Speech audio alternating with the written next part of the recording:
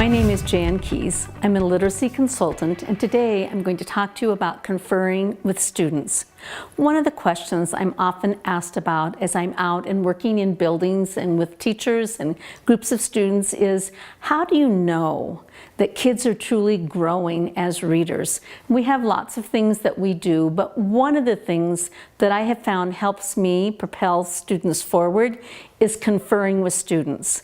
And this is a time when I have that opportunity to visit one-on-one with a student and note what they're able to do, set goals for what they need to improve, just have that conversation with them. It is amazing how in a very short amount of time you are able to gain so much information. We know that reading is that act of constructing meaning, and that's what we want for our students. It's that process, and all people, all readers, have strategies to understand their books. When you think about even your own reading as an adult and what you do to bring back that understanding, sometimes it's a connection, it may be background knowledge, it may be something else you've read, it may be a topic you're interested in, but we all have strategies that help us understand what we are reading. We also have strategies for figuring out what words are and what they mean. Sometimes we have readers that very seldom occurs for them. Other times we have readers that it is more frequent. But knowing what to do when you come to a word you do not know is important to be able to be successful. We also have strategies for dealing with those things that are difficult or confusing. I have found myself sometimes stopping and thinking, wait a minute, where did this character come from? I don't remember them, and having to leaf back in a book to figure out when they entered the story and who they are, whom they are. And so just making sure that when you are confused, that you know what you need to do to go back and fix that. We all have strategies for remembering those key characters, the events, the facts, key information. So when we're done reading, we have the opportunity to talk about them, to share them, to write about them, to draw, whatever it is to demonstrate our understanding of the text we just read. People also have strategies for thinking about the text and sometimes forming judgments and opinions. There are things that we read that we are intended to think about, make a judgment about, and then be able to move forward with a thought. People who are readers use these strategies. They don't use them all the time, but as they are needed, they are used. We know that reading is deeply personal and therefore varies from reader to reader. We could have the same text in front of us, and because of the differences in our background or our experiences or our interests, we might read them a little bit differently or take away from it something different. That is the reality of the students in our classroom. If you believe in the power of conferring, which just is meeting with that child one-on-one, then you believe that reading instruction should match the individual reader. When I sit down with children one-on-one, I don't ask the same questions. I don't talk about the same things because I'm responding to what I hear from them. It should teach toward independence, which we've said multiple times in multiple ways. That's ultimately the goal of reading, is that students can become independent, proficient readers that understand what they read. And finally, it should value time for reading, volume of reading, and the variety of reading experiences. Nothing can replace the opportunity to practice reading on an ongoing basis. And the classrooms where students have that opportunity to practice are the ones that you will see that great growth happening. It should also follow predictable structures and routines. Students want to know what you expect of them. They want to know the expectations. They want to know what they should be doing. They want to know what they should be doing when they are finished with something. So establishing a culture, a structure, a routine for your classroom is critical. That reading instruction has to match the individual reader. It should teach toward independence in a variety of ways. They need to know how to use the strategies they need to be successful. So we think about teaching strategies in an isolated situation, but if they don't know how to take it into what they're reading and apply it, then it doesn't matter if they can tell you, well, Making connections is when you think about what you're reading with something that's happened to you in your life or something else you've read or something in the world. If they can tell you that, that's one thing. But if they can actually do that in their reading, then it's not beneficial for them. They need to know how to get themselves out of trouble when they face difficulty in a text. You know, eventually, all children, and sometimes with those proficient readers, it may be as they go into content material that they find something that's challenging and pushes their thinking. They need to know what to do when they get stuck. I worked with some middle school students, and here's what I found. As I interviewed them, they would read and they would become aware when they didn't understand, but instead of trying to fix it, they just thought, okay, I need to think about this, and they kept right on going. So knowing how to get yourself out of that trouble when it happens. They're accountable for what you've taught. When we've worked on making connections, making predictions, asking questions, I expect them to be able to demonstrate those things to me in their independent reading. And so as we really have focused on strategies and they have become a part of our repertoire, then I would expect to see students using them on a regular basis, always, however, as appropriate. You can't make connections with something that you don't have a connection to. We want it to be authentic, but you understand when and how to use it. Students need to rely less and less on us as they work toward independence. We should not be having to tell them what to think, what strategy to use, but they should be able to do that on their own. The teacher also, however, needs to be willing to accept approximations. They may not get it exactly right, but if they are making that attempt, they're getting closer. We need to support that and keep moving them forward. So in a reading conference with a student, the goal is to make sure that the reader's using strategies independently and with confidence. It's one thing to be able to do it, but how many times have you had a child do something and they kind of look at you like, was that right? We want them to have the confidence. I know what to do and I can do it, and it helps me be successful.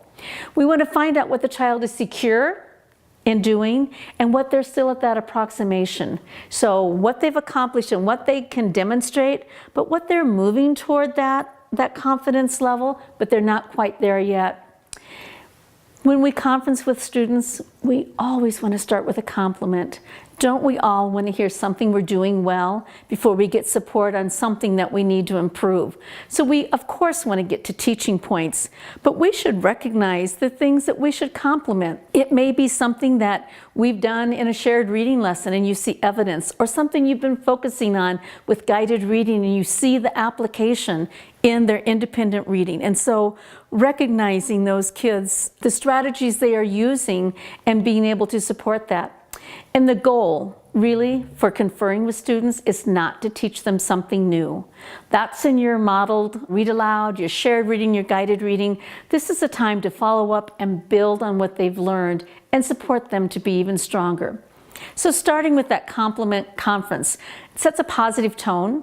As I said, we all want to hear something that we're doing well, but it also sometimes, I find, will identify a strength they have that they may not even realize that they were doing. So it makes it very visible what they're doing well and what we want to support them with.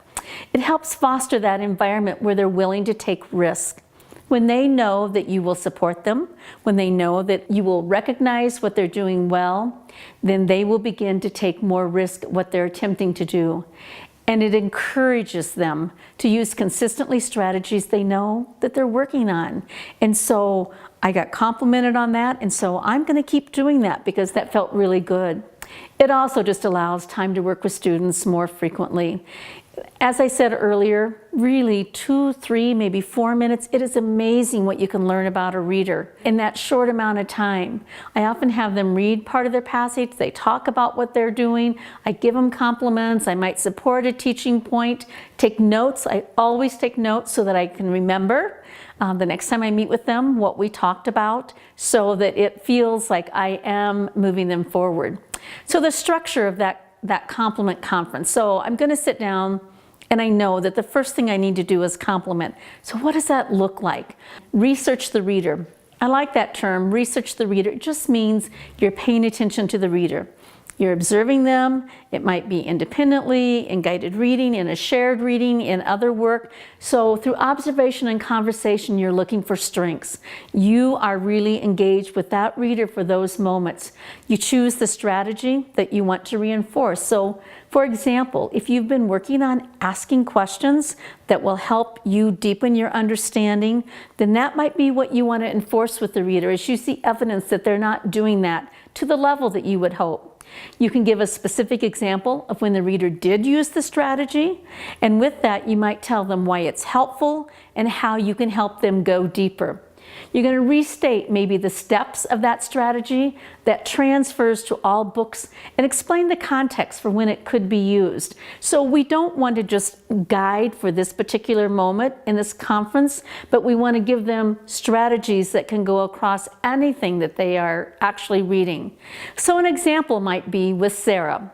A compliment conference might be something as this. I have a date, the compliment. I might say, Sarah, I see you're recognizing your high frequency words from the word wall. These are words we've been working on, and right here, I heard you say these words. Or, Sarah, I notice you're remembering the pattern in your book. So as you're reading it, you're reading with the pattern. What I could teach them, what I could support. Using strategies to figure out a new word, using clues in the pictures and the words around a new word. So, for example, we could have been working on that strategy using the picture for support or other words. So really going back and revisiting that with Sarah to help her. Or knowing that reading should always make sense. So when she's reading something that has errors and it doesn't make sense, that she stops and says something is not right. So you can see in a very short amount of time, you can support what she's doing well and you can support what she needs to improve upon. With Teresa, you can look and see the compliments might be something like you're making connections across text. You're accumulating information about a topic in several books. You're noticing that she's doing that. You're identifying texts that are too hard for you. That might be that she's come to you and said, this is too hard. Can I abandon this? So she's recognizing that. Or you're using the title to determine the main idea, using that as a little bit of a guide. But things you might want to teach. You're in that informational book, so using text features, maybe diagrams and charts are two that lend themselves. Figuring out new vocabulary words, jotting down thoughts on Post-it notes. So again, remember I said the things that you're going to teach the reader, it's not new. It's not new teaching for them, but it's ways that you can support them as they move forward. With Julia, you can read through what's on the slide and see the kinds of things you might do with Julia. Same way with Amanda. Just some different examples. So coaching is an important part of a conference. So you've done your compliment, but now you really want to coach them to move them forward. It should support independence. And I know we've said that over and over, but ultimately that is our goal. We want them to be independent. The coaching prompt should not be too specific. We don't want to coach just for this particular text, but we want to coach for something that can be for the long haul, that's going to help them in other reading. And they need to be generalizable, something that can be used here, but also can be used with another text. So here's a couple of examples of what might be too specific and a suggestion for how you can make it more generic. So let's say the reader is stuck on figuring out a word. The word is skyscraper. There's a picture of a skyscraper on this page and you're thinking that should have supported them. What might be too specific would be, say, look at the building in the picture. Do you know what that really tall building is called? So you're coaching them just for that particular word and that particular setting. But to make it more generic would be, think about what word would make sense and look at the picture to help you. Do you see the difference where one is really supporting just that word on that page, where the general one is helping them know this is a strategy I can use other times in other places.